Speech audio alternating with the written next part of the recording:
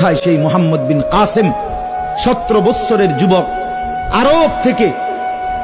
আরব জাহান থেকে আসছে ভারতে, সিন্ধু প্রদেশে দেবল রাজার এলাকায় একজন বোনকে একজন ডাকাত জলদস্যু, একজন পানির ডাকাত জলদস্যু তৎকালীন জামানায় একজন মুসলিম বোনের গায়ের ওড়না ধরে টান দিছিল। তখন ওই বোন চিঠি পাঠাইছিল হাজ্জাজ ইবনে ইউসুফের কাছে আরব দেশে, হাজ্জাজ তুমি বেঁচে থাকতে তোমার মুসলিম বোনের গায়ের ওড়না ধরে টান দিছে বেঈমান কাফের, তুমি এর বদলা নিবা কিনা আমি শুনতে চাই।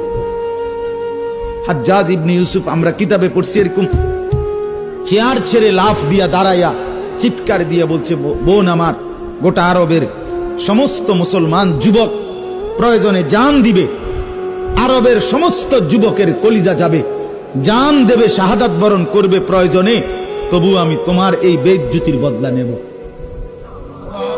3 বার সেনাবাহিনী পাঠাইছে সে, 3 বার, প্রথম 2 বার পরাজিত হইছে মুসলিম বাহিনী, তৃতীয়বারে নিজের একমাত্র মেয়ের জামাই মোহাম্মদ ইবনে কাসেম রাহমাতুল্লাহ আলাইহি, এই উনারে দিয়া এরপরে এই সিন্ধু দেবল রাজাকে পরাজিত করে ওই বোনকে জেলখানা থেকে উদ্ধার করছে এবং এই হিন্দু রাজার এলাকায় কালেমার পতাকা উড়াইয়া দিছে।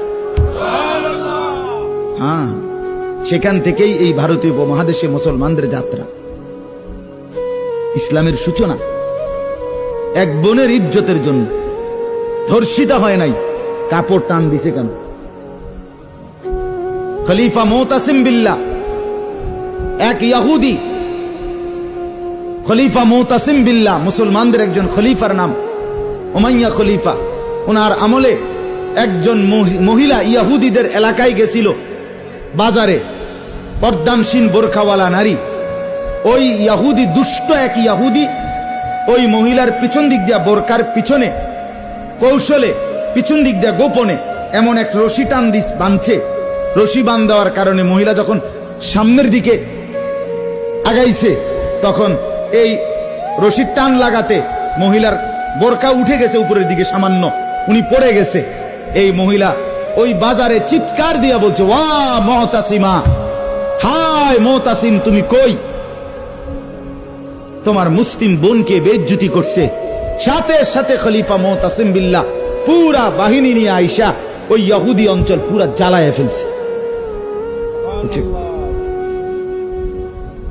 কথা